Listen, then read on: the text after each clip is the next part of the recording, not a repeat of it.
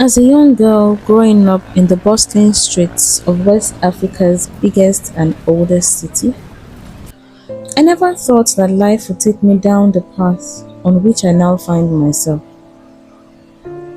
I was always one to toe the straight and narrow, shy, unassuming, committed to church, and never for once allowing myself to indulge in any of the usual vices of my time. I vainly believed that I was assured a great life and an even better marriage simply because I kept myself. I stayed pure till I was finally disvirgined by my husband on our wedding night.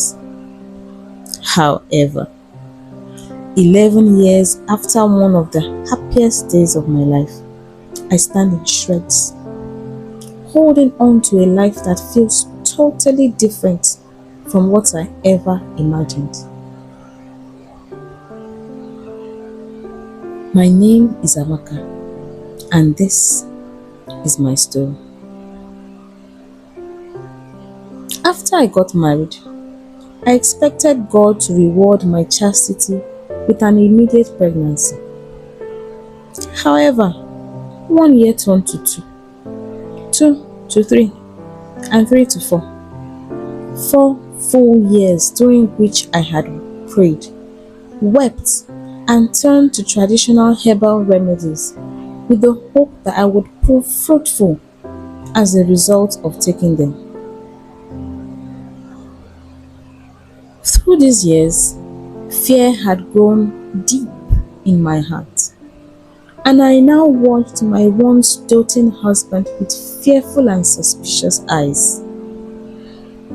Friends and family advised us to seek medical help, so off we went on a visit to the hospital where we were subjected to a barrage of tests.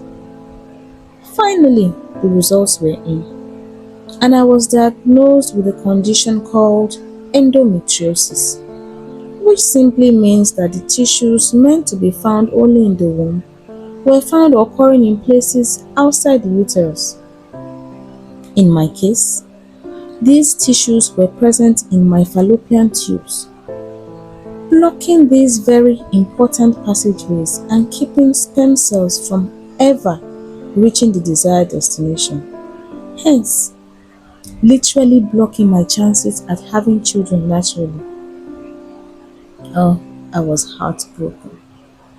Pain shot up like shards in my heart as I listened to the doctors tell me that I could only have children through IVF.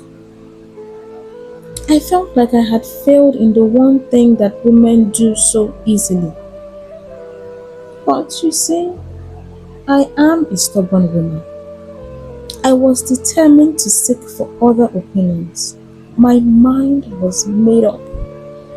I would prove to these doctors that I could do it. I just needed a little bit of traditional herbal help, that's all. You see, around this time, I was introduced to a powerful traditional healer. I was told that this wise woman knew the age-old hidden ways to shift one's womb and open all blockages. Her ancient hands were blessed with the gift of the ancestors, and many gave testimony to having received their miracle babies at her hands. I placed myself at the healer's feet, asking her to do with me as she would, just as long as my blocked tubes were opened. And I also got pregnant like all the glowing testimonials I had heard. The sessions were grueling. Her knobby hands digging relentlessly into the soft flesh of my lower abdomen while I sobbed from the pain. My husband came with me for the first session. He sat beside me, helplessly patting my head as I screamed in pain. However, he was quick to let me know that he would never again sit and watch me be tortured, even if I was essentially consenting to the procedure. Thus, I went alone for the next 10 sessions. Oh, the pain, the horror.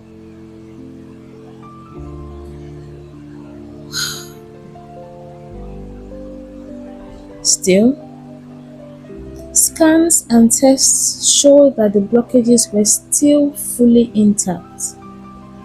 They hadn't moved an inch despite the absolute beating my body was taking.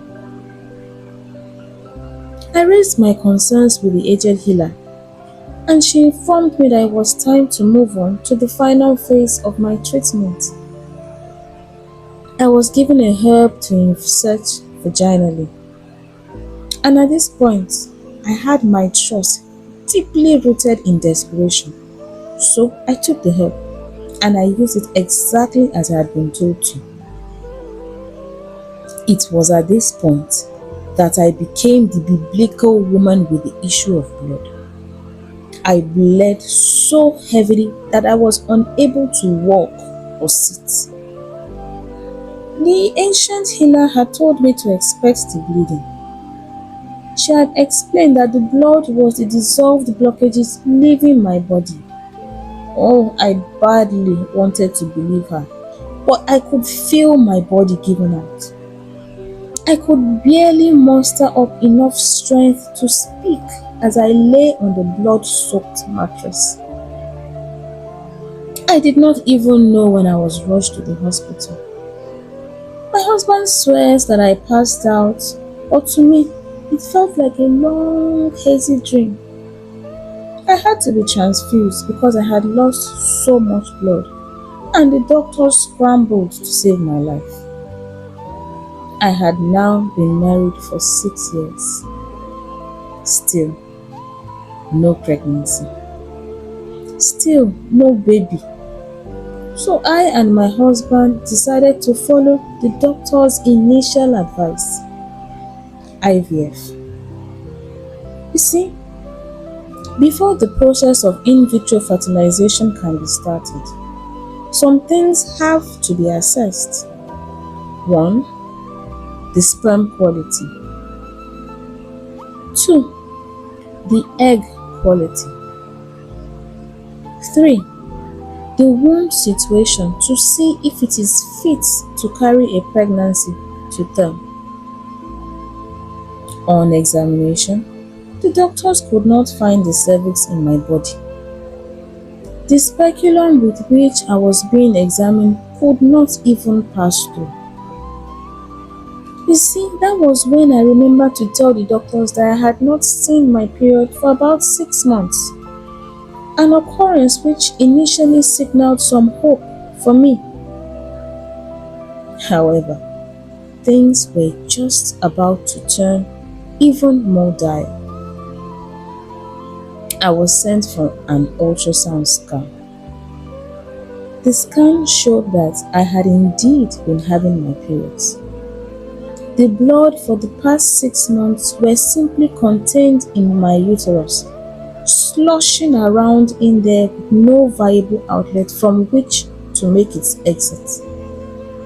I was essentially walking around with months of accumulated period blood sloshing around my innards. What then could have happened to my cervix? Previous tests, previous examinations and scans proved that I had always had one. So where did it go? My doctors informed me that the herb I inserted had destroyed my cervix, the doorway to my womb, the pathway for sperm, and the route through which anything baby-related should go. It was official. I had jumped from the frying pan right into the dancing flames because I couldn't menstruate. I couldn't receive sperm. How? How could I ever hope to get pregnant again? The option for IVF was now totally off the table. Oh, my broken heart was shattered into pieces, and my world seemed to cave into my destroyed cervix. I could see no foreseeable remedy or option. Still, I stubbornly refused to give up hope. I and my husband sought second, third, and fourth opinions across the world. However, all said the same thing. The cervix has been destroyed and there was nothing that could be done to save it. We even approached plastic surgeons to discuss the possibility of rebuilding the cervix, and we were strongly advised against it, as such a procedure could ultimately lead to my demise. At a loss, I and my husband moved on. We filled our lives with work, parties, and vacations, things to keep the days busy and the sad thoughts at bay. But this couldn't stop what was coming. The looming shadow, sitting like storm clouds across my horizon. I fell sick. It was sudden, unexpected. A high fever that refused to leave till I was rushed unconscious to the hospital in the throes of full-blown sepsis. You see, the period blood had kept accumulating in my body over the past years. It had festered and grown into the perfect breeding ground for bacteria and other nasty organisms. These had leached into my bloodstream, and the infections were trying to shut my body systems down one by one. My life was in danger and needed to be saved urgently. The immediate vote was a total hysterectomy. My womb, all that made me a woman, stripped off and unceremoniously yanked out and tossed in the trash. For my husband, it was a no-brainer. My life was more important to him. So, I was prepped for emergency surgery and my womb removed. It has been some years since then, and every day I am plagued by thoughts of pain and regrets. Why?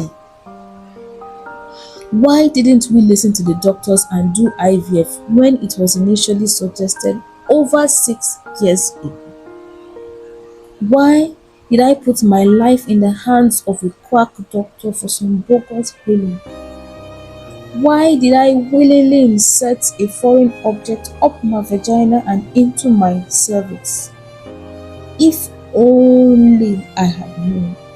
If only we had done things differently.